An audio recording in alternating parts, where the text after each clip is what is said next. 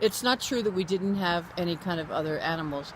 My mother had a hard time getting over Corky, but we decided to get a puppy. And my mother, for some reason, knew a lady who raised schnauzers, and her name was Mrs. Dowd. And we went there. She had two schnauzers that she was willing to sell, and one was a boy. He was kind of big, and the other was a little girl. And she said she showed schnauzers. She said the way their legs went up and down was really important to a judge. The back of their leg would go up and down like this, and her legs were really, really perfect. But she was too small. She was teeny. Well, she came racing up the basement steps, and she jumped on my lap, and she started licking my face as if she hadn't seen me for 100 years, and she loved me. And so when Mrs. Dowd said, well, which one do you want to take? I was like, this one right here.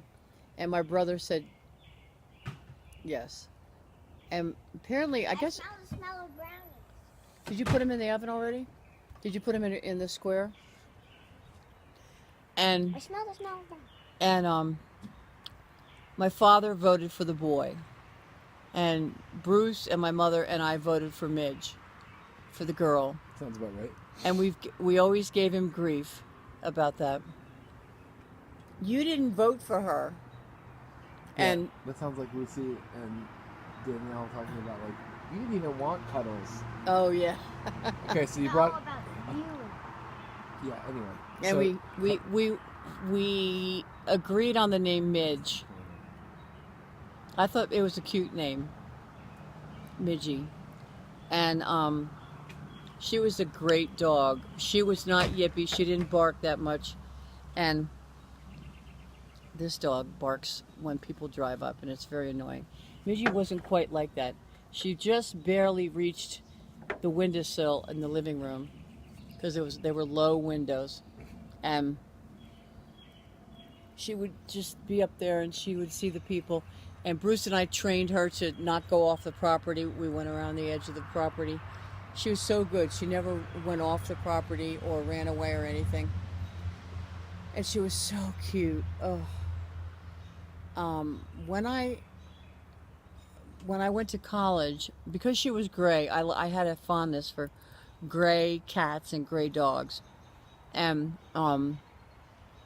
someone said to me, Carolyn, we found a little gray cat on the side of the road this morning. It was a girl named Debbie Jakeways. She was an actress. And she said, do you want to see it? And I said, yes, bring it to my apartment. So she brought the little gray bundle of fur to my apartment. And I said, okay, I'll take her, because I was living on campus in an apartment with a girl named Mara for the summer. I was taking summer school. And I thought, yeah, that would be nice to have a little kitten to keep me company. And so, of course, when I graduated from college, and her name was Emily.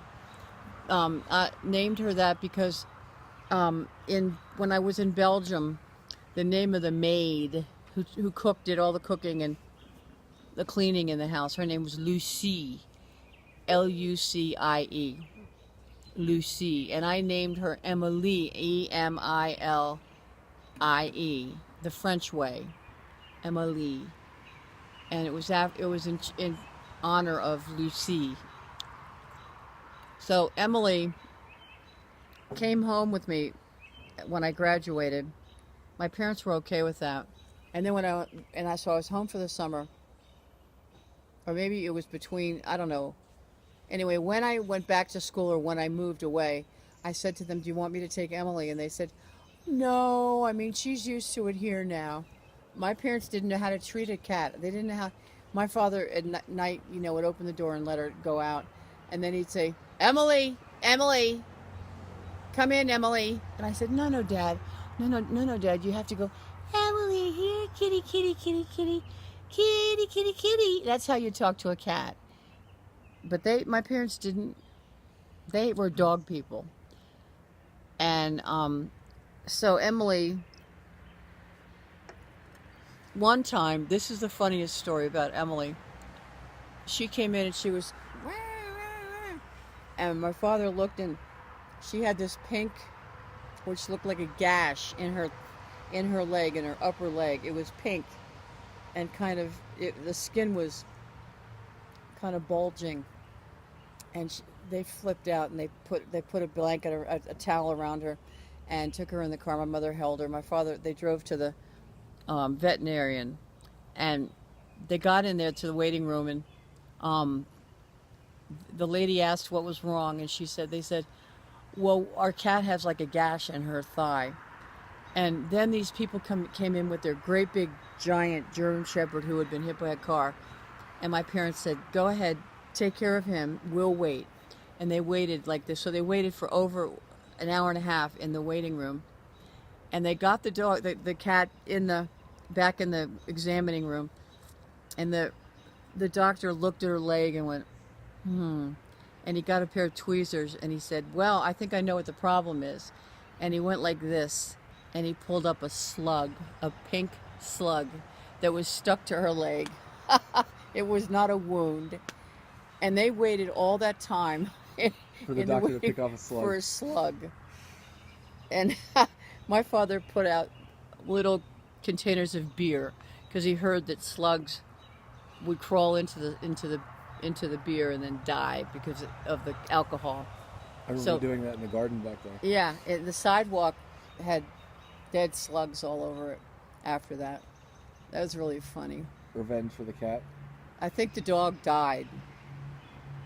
The big German Shepherd, yeah. I felt bad for those people. But the cat lived. The cat lived. He probably